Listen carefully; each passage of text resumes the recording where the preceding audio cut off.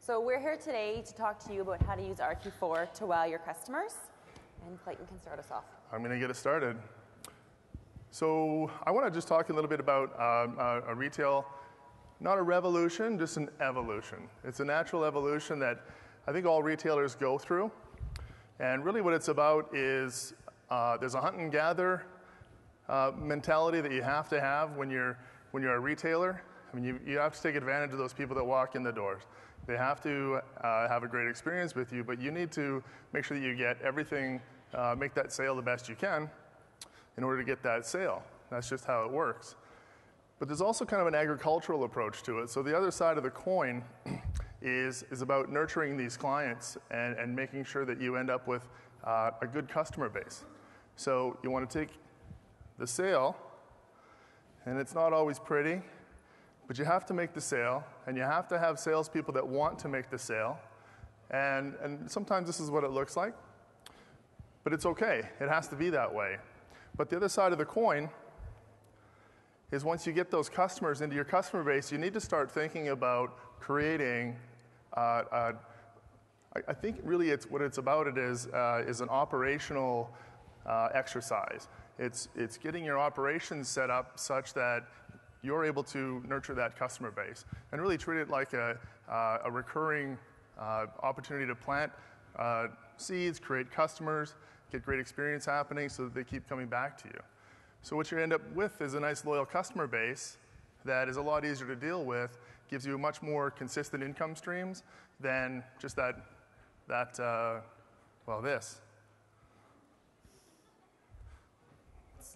It works though. You need both. That's the end result though. The truth of it is you need both.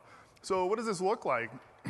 And I think, as I said, it's kind of it's an operational exercise where you really have to look at yourselves as planting seeds. So every time you have an opportunity to interact with a client, you're planting a seed. So if you have a good operations and your employees are educated and they have a good experience with your customers and the customer buys a phone, you planted a seed. Then that customer goes away, and maybe they're disappointed with their purchase. How you deal with that disappointment gives you another opportunity to plant a seed with that customer. So you're kind of starting to plant things. It's not just this front retail sales staff, though. This is an entire organizational thing where your inventory managers, for example, have to have the right inventory in the right place at the right time. Otherwise, your employees can't sell what the customers want. So everybody gets this opportunity to plant these seeds. The work is not always easy. Sometimes it looks like this. Customer callbacks is not an easy thing to do because it's not a natural thing for a sales rep to want to do, right? Does anybody have any kind of pushback when they try to launch a customer callback program? It's hard. People are kind of intimidated by it, right? But the hard work pays off, and that's the value that you're able to sell to your employees. Just like your employees are selling phones to the customers, you have to be selling your company and the value of your company to your employees. And this is some of the hard work that you end up having to do, but the more you do it, the easier it gets. And you end up with this. Now, I'm not sure how this guy's field turned into these. But I mean, this is, something serious is going on here. But really what's happening here is you end up with this great crop. This is your customer base that you've continually worked over time, and it's bigger and bigger and bigger. All right? So you don't forget about your customers when they leave the store. You take care of them, and you end up with something like this. And this is scalable. This allows you to as I was saying earlier, talking about income streams, your income streams really start to level out. So you've got, a time like, when things kind of go south, maybe it's an off season, you've still got people coming in your store because you're their place. It ends up looking like this, instead of just a bunch of carcasses laying around of customers. But this is a lot easier to manage. This is a nice way to do business. So I think when you're looking at this retail agriculture, you have to think about what relationships matter. So which relationships matter to a company? Everybody wants to land the account from the purchasing agent from the local municipal government. That's an obvious one. The business owners that have 50 employees and they have company lines, those are obviously home runs. Everybody wants those. But what I want to get across to you is how valuable each relationship is. It's not just those people. It's every relationship has to be groomed. You have to put them in a position where they have a great experience in your store. And you want to really be able to deliver wow to them so that they just think, why would I go anywhere else? So I just want to give you a little example of real-world retail agriculture. Do you guys like that phrase, by the way? Retail agriculture? Anybody? Somebody want to help me out? Yeah. If you Google that, it doesn't even exist. I just totally made it up. So It's true. I totally made it up. And only 2 of you like it. It kind of makes me sad. But that's okay. You know, it'll catch on. It's going to catch on. This is going to sweep the nation. You'll see it. So if you look at the real world agriculture, or retail agriculture, what that looks like in the real world, you got this guy, and this is me. And my situation is obviously I have a wife, Rhonda. I have a 16-year-old daughter. Her name is Gabrielle. And Olivia, she's 12. So this is my family, and this is my circle of influence. So you don't just get one phone, right? You get 4, because each of these people have their own phone lines, and each of them have their own contracts, and each of them I've bought devices for. So it's not one, it's a 4-to-1. In my case, it's 4-to-1. And you get all of that if you make me happy. If you don't make me happy, then I'm still buying those phones. I just don't really care where. But if you make an experience for me that makes it easy for me to buy phones, this is what I'm doing. You get all these lines. And you're thinking 4 lines, yeah, big deal. 4 phones, that's okay. But let's look a little bit more at my lovely $6,000 a month text messaging 16-year-old daughter. So, and I should say I've bought all my phones at the same place. So this is like a real life true story. I'm not just making this up. This is my daughter, 16 years old, Gabrielle. She is a 6,000 text message a month user. So I'm not really proud necessarily of that, but I guess it just makes a point. So how many phones do you think Gabrielle, in 3 years, how many phones have I bought for Gabrielle, do you think? 4? Okay. 3? Well, I've bought that many. That many. That many. 3 years. That many. 5. Full retail, except for the first one. And that's all just straight profit, right? And you guys get that. Whoever is my company that I go to, I'm just one normal, super average, normal person. And I've bought 5 phones. So that's 8 phones that I've purchased from this one retailer. And it is one, I can tell you that. So, I don't know, anybody else in this situation? Anybody else has experienced this? Am I the only one? Thanks. Another IQ metrics person. So are you telling me that nobody in here has a kid that destroys phones? No, you do, thank you. I need support up here. You know, I need to know I'm not alone, because this story has to resonate with you guys, because that's why I'm here. Anyway. I can still feel like this is too loud. Anyway, maybe it's because the speaker's right beside me. So I thought it would be kind of interesting if we, to really hit this home, the real life example. Can you guys hear me now? Okay, good. Is how did these phones meet their end? You remember I had the 6,000 text message daughter. These are all Gabrielle's phones. She had first phone, walking to school, snowbank. We live in Canada. We never found it again. The snowbanks can be like 5 feet tall, so you know that's legitimate. The second one, it really just succumbed to exhaustion. Those text messages just ended it. Third one, underneath the car tire. Yeah. These are all hundreds of dollars out of my pocket and all right into your pockets. This is what's happening here. You know, this is money. The fourth one here, again, succumbed to exhaustion from these 6,000 text messages a month. So we're on our 5th phone. So the point of this really is that. This is happening to me. I'm not alone. And I think furthermore, to understand the influence that I would have in your business is that it's not like I don't know people, right? I have friends. Oh yeah. And of course they all look like me because I don't want to stray too far from what I'm comfortable with. But the truth of it is that they all have families too. And that's why relationships with just average normal people like me matter to your business maybe more than you anticipate. Me as a loyal customer, I'm bringing myself, my friends, I'm influencing their purchase decisions. And if you don't think that's the case, you have to think about Twitter, Facebook. The way these things work, I've got 59 followers on Twitter. And these are all legitimate. These aren't just random people that follow me. These are all vetted relationships. And you can be sure that if I'm having a bad experience in your store, I'm tweeting about it. So the irony is this, I'm in your store, you're irritating me, and I'm using your device that you sold me to talk bad about you. But it happens. Has anybody done that? Just me again? Oh, I'm starting to feel very alone. Or very progressive. Maybe I'm just super progressive, I don't know. But this is the truth. I've done this at multiple retailers, and actually sometimes they text me back and say, hey, we see you're having a bad situation. But that's the truth of it. People do tweet. And the other thing that people do is they Facebook. Now, does anybody Facebook? Oh, thank you. Finally, some support here from non-IQ Metrics employees. But the truth about Facebook is the same thing, and it's even more pervasive than Twitter, obviously, as the group showed.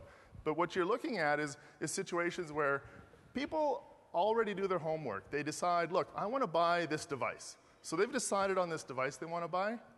Now what they're doing is they're finding out from their friends on social media, hey, who do I buy this from? Right? So if you want to be a part of this discussion, if you want to be a part of this where these people jump onto Facebook and say, oh, here's my guy, ask for Tim, this is where I shop, or you might be getting bashed on here. If you want to be in this discussion, you need to understand how to have loyal customers, how to create experiences that delivers wow to these customers so that they don't even think about going anywhere else. And it's not that hard. To do it, you need to understand what tools are available to you, of course, and that's largely what the summit entirely is about, is what tools are available to you. So what Megan's going to do is talk about some of the RQ4 tools that are available to you that can help you become this conversation. This is where I go. And you want to be that person, right?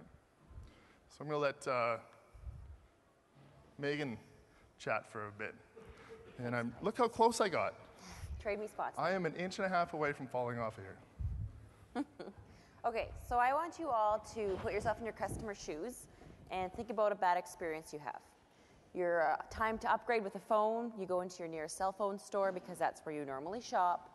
Go in the store and you walk in, there's two sales associates in the back corner who don't even smile when you walk in. So you proceed to shop by yourself. After about 5-10 minutes, you walk up to them and say, do you have this phone that I'm looking for? And they say, well, I don't know. Go to the back stock room, walk around for 5 minutes to come back out to tell you no. So you ask if they have it at a different store. Well, let me call and ask. So they pick up the phone, call the store, which takes another 10 minutes while they look in their back stock room for it to not have it. So you leave the store empty-handed. That's a pretty crappy experience. So let's think you have a good experience. You walk in the same store, you're greeted with a smiling face asking, do you need any help? You say no, shop for a bit by yourself. When you're ready, you ask the sales associate if she has this phone.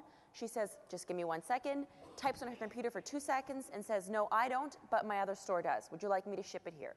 That's a good experience. I don't maybe not have the phone right now, but I'm going to get it in a couple days. And I know not everybody has a store just down the block that you can just have your customers go drive to, but don't turn them away.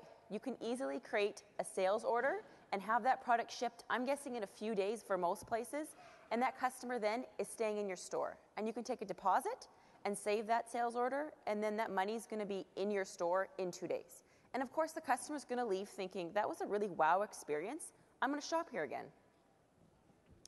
So why is it important to wow your customers? Well, ultimately, you want to create loyal customers. And why do you want to create loyal customers? Because loyal customers spend more often, tell more people about you, and ultimately run your business. Without loyal customers, you're not going to succeed and you're not going to stay in business. Ultimately, you need to think outside the box and make a wow experience for every customer, as Clayton pointed out before, that comes in your store. So what are some effects of loyal customers? Well, they spend 33% more per invoice. 33% more. Their referrals are 2 times more likely to get you a new customer. And it costs 6 times less to sell them a product than it does to a non-loyal customer. So they spend 33% more and they cost 6 times less. So there's 2 ways to help create loyal customers. One is in-store, where you're interacting with the customer through your employees, they're buying something, and they leave the store.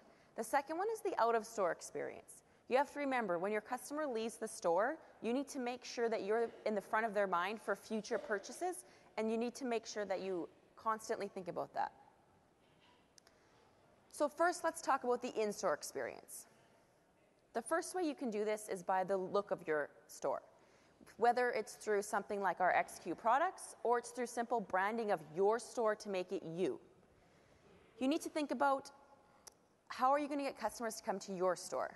And I have a story for you. Where we live, in Canada, where it snows lots, we have a mall that's no more than 4 blocks long. And it has 9 different cell phone carriers in that mall. So in order to go to your store, they have to pass by 8 more convenient cell phone stores to get to yours. So what do you do to make your store the one they want to be in? And you don't need to go on such a huge scale as this one is, because it has a lot of features in it. You can go with a simple touch screen. It's a great way to have an interaction with employees, with the customer, and it's also helping customers to educate themselves and help with the sale, and it just makes it a better experience and makes your store more wowish. So the second way to help with in-store wowing customers is through your employees. They're the backbone of your company. They're the ones that are going to interact with your customers, the ones they're going to meet first, and the ones that are ultimately going to close that sale. So I have a question for anybody. Does anybody want to lose 20% of your sales today? No? Well, good. If you don't, ensure that your employees have proper product knowledge. And that is a stat that I read. That's the most destructive way to lose a sale. So how do we create great employees that wow customers? You use the tools in RQ4. So I want you all to empower your employees. And I'm talking about empowering employees by providing them with knowledge.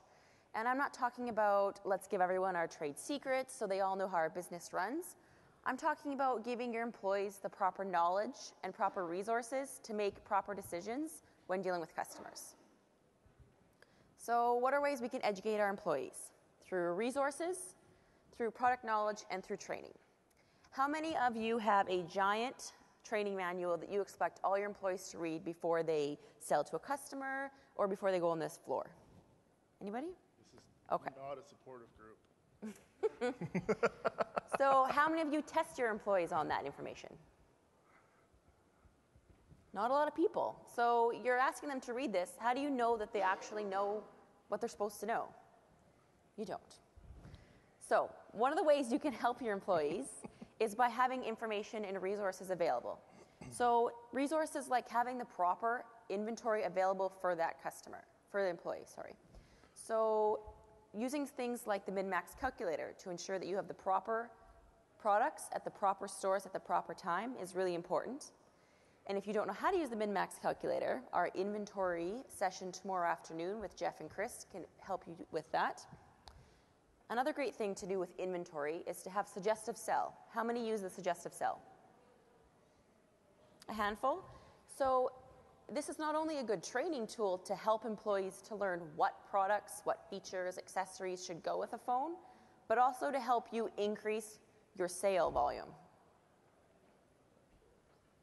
So next is training. Anybody who uses the training module in our intranet, you can see here this is a wonderful facelift, which comes up with the new 4.4 version. And the great thing about it is you can create any test you want, whether it has to do with product knowledge or how to deal with a disgruntled employee. You can create a test that you can have employees take again and again to ensure that they're getting the proper knowledge and they're passing the test.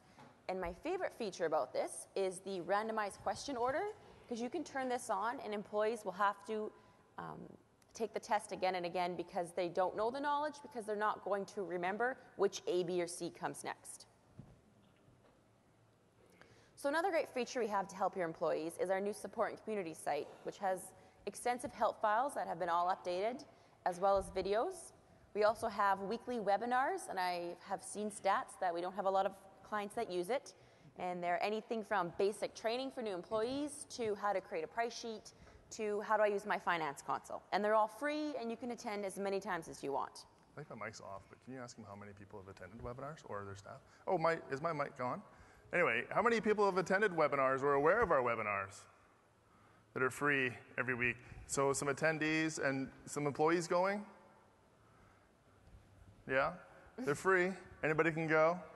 Just call in, and you get a live IQ employee talking to you about a topic that they're an expert in, and very useful, very helpful. Another feature that we have that is an add-on is a training database. And so this is an exact replica of your live database, which you can update anytime you want. And it's great for things like training employees how to do sales, because how many of you have a new employee and you want them to learn how to do a sale, and they either stop before they hit the sale button, or you have to go and refund the sale after it's done?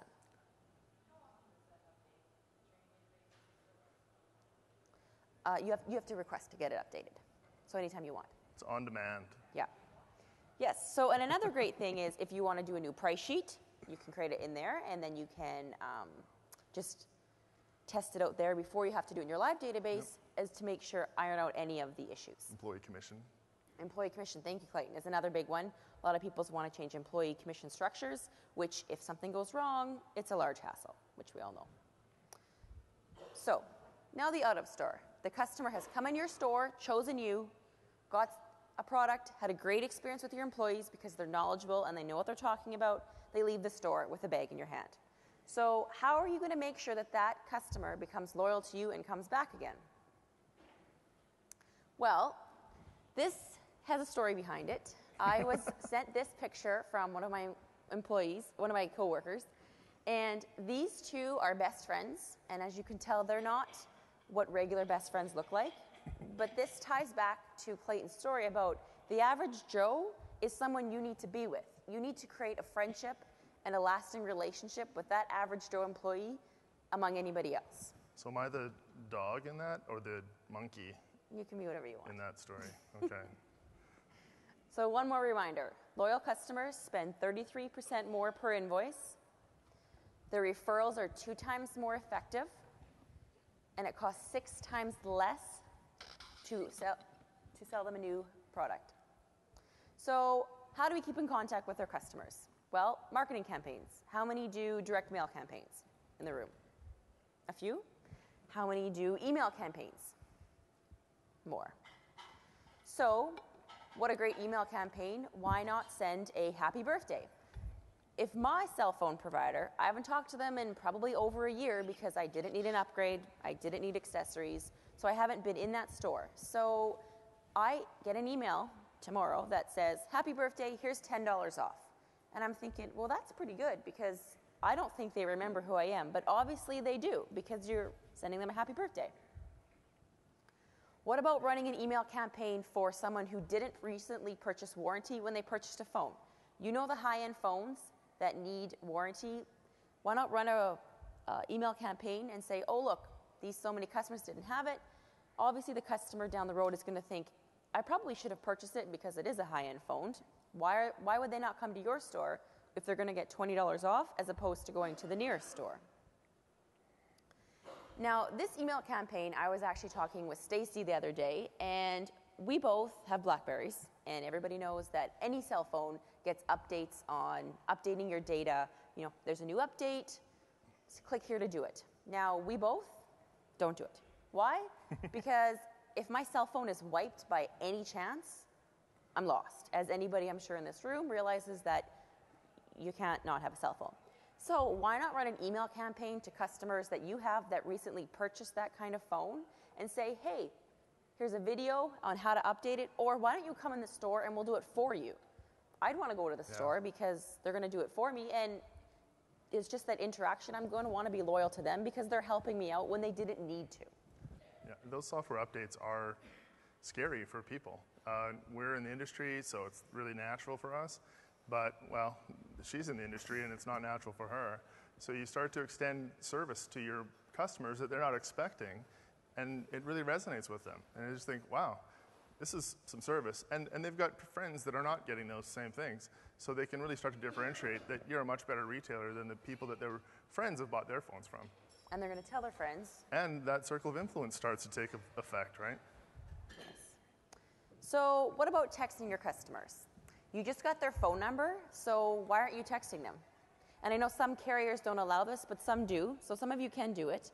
So why not text them a survey? How many of you use surveys to ask your customers how you did? So many people get surveys, but if your customer doesn't have a good experience, the minute they walk out that store, they're going to tell someone. So why don't you send them a survey and ask them right away so that you can alleviate any of those problems that's going to happen before they start telling someone else? You know, did I have good experience? Was it bad? And it doesn't have to be 20 questions. Like, were you happy? Were you not happy? And if you weren't, then you can follow up with them right away. And it really can cut those negative situations off at the pass. Another great way to send out a survey is on an invoice comment. Anybody who went to Stacey's presentation this morning, knows how important invoice comments are. And you can easily put your survey in at the bottom. And another great thing, if you're wondering, I don't know where to use a survey, we at IQmetrics use SurveyMonkey all the time, and it's free. So it's not a cost. All you got to do is set it up, put it on your invoice, and you can know how you did today. Yeah, it's a goofy name, SurveyMonkey, but it's easy to remember. SurveyMonkey.com. They've got a free service, and we use the free service for a long time, and it's very fully feature-rich, and the interactions are simple. I even figured it out, so it worked out pretty well. So I know that some people did say they do the callback module, but some people I know don't use it, and lots of clients you can use a 2-day, a 3-day, you can set up any callback that you want. And the great thing I like about it is it's then assigned to the employee that originally dealt with that customer, and so that still is keeping that relationship in mind, keeping that connection to your company, because that employee is going to call that customer back, and they're going to remember them because they dealt with them. And so you can have any set of callback you want. So another great feature that RQ4 has is tracking activities. And you can track activities for any number of things, from a disgruntled employee to, as example here, the iPhone 4, which I'm sure everybody knows, came out recently. She meant disgruntled customer. What did I say? You keep saying employee. Oh, disgruntled employee. I'm sorry. Disgruntled customer. So the iPhone 4 is coming out, and you can't take a deposit yet on it, but you don't want to lose that customer when it's time to sell to them. So why not create an activity where you track down their name and number, and you can get back to them later. You can even set up a follow-up for that employee on the date that it can be sold to call that customer back, or run a marketing campaign on that activity and email them all out that, hey, we've got the phone, come in and buy it. So we're here today to figure out how to wow customers to ultimately create loyal customers so we can keep our business running in the future. So I have a sneak peek for you today. And anyone that went to the product announcements this morning with Ken Conkle, for my own ego, please pretend that you're really surprised. We got out sneak peeked. We now have an RQ4 loyalty program. Yay, thank you. You guys are way nicer to her than me. That's good. Everyone's wanted it for a long time, and now it's here, which is a great way to reward those customers that are loyal, because now they're spending money with you, they're coming back. So you want to say thanks. So there's going to be 2 different ways that you can use this loyalty program. Through an action-based, which will be tracked on the number of visits the customer comes in, or on how much money they spent in the store, which is points-based. So first off, if you look at the action-based, there's 2 ways you can do this. One is through invoice, and one is through bill pay. And the great thing about bill pay is, if you think of how many customers you have that just come to your one store because they pay their bill every month. You're just the closest store to where they live, but they're not loyal to you, but they're always coming to your store to pay your bill 12 times a year. Now, if I'm going to be rewarded for coming to your store to just pay my bill, obviously I'm going to want to spend money in your store. So as you see in the example here, you can see that there was 5 visits equals a $50 coupon. So you're going to base it on how many visits they attend your store and you get a dollar amount or a percentage amount. Maybe a little generous, but It's a pretty good example. So here you're going to create the coupon. So 5 visits equals $50 off. You simply will set it up. And the great feature here is you can enable to redeem at POS. So if you want them to be able to, as soon as they're eligible for that coupon at the POS, they can do it. Or if you use TrackPoint, this point is where you run the TrackPoint marketing report and send it off to get their gift card sent out to them once they reach that point.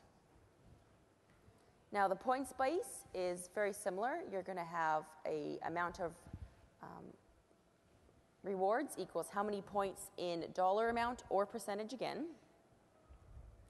Create your coupon and add it, and now you've got that.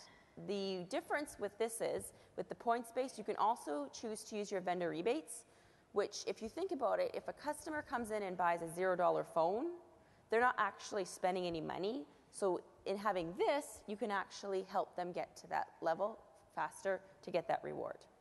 because they are generating revenue for your, obviously for your company, so you want to be able to reward that. This is what it's going to look like in RQ4. As you can see, it'll show how many dollars they have to go, how many visits they have to go until they get the next level of reward.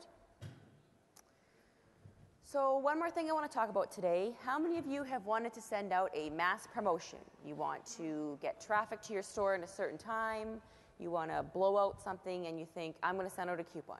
Anybody thinks that? Right. And then you think, but wait a minute. My coupons aren't serialized, and so I'm going to send it out, and I have the option that my employees might use the coupon again and again, or somehow it's going to be tied to fraud. And I think, bad idea. Well, now you don't have to worry anymore. Yay! We now have serialized coupons, so this is not going to happen anymore. And these is in 4.4, so the serialized coupon looks the same as a regular coupon. You can see there, the best thing I like about it is you can actually set the date range. So if you just want it to be for 1 month, you say, this is the month my sale's on, here's the date range, perfect that way. And another great feature that came in 4.2 with coupons is you can now set different different levels that you want for the coupon. So you can see here, you can have, say I want someone to buy 2 accessories, 2 features, and a case, and that would equal the coupon. So you can build contingencies, right? Yes. You say you have to buy this, this, and that, or you're not getting a coupon. Which didn't happen before. Yeah, so it's much more versatile now. And you can also set that you have to spend a minimum dollar amount, or you can only use this coupon once, which really, again, helps with that fraud. Yeah. And you could make it commissionable or not commissionable, if you choose. And the best part is you get to add tracking numbers or serialized numbers. And you can easily pull it from an Excel, so you don't have to type in 500, 12-character long serial numbers. And now you have perfect serialized coupons. Yeah, importing those serial numbers would be a lot better than typing in 5,000 serial numbers. Yes. So, in conclusion, what did we learn today, and what is your homework when you get home? First, you need to think, is my store the most wowish on the block? What do I need to do with my physical location to make it be the one that stands out to everybody, all my customers, to want them to come to my store? Secondly, I need to empower my employees with proper knowledge, resources, and training to make sure that they can sell to the customer and they know what to sell, and they're helping that customer have that wow experience in store. Thirdly, I need to build that friendship and relationship with my customers and all my customers to make sure I'm the person they remember the most so they can in turn become loyal. And how do I reward my loyal customers in the new RQ4 loyalty?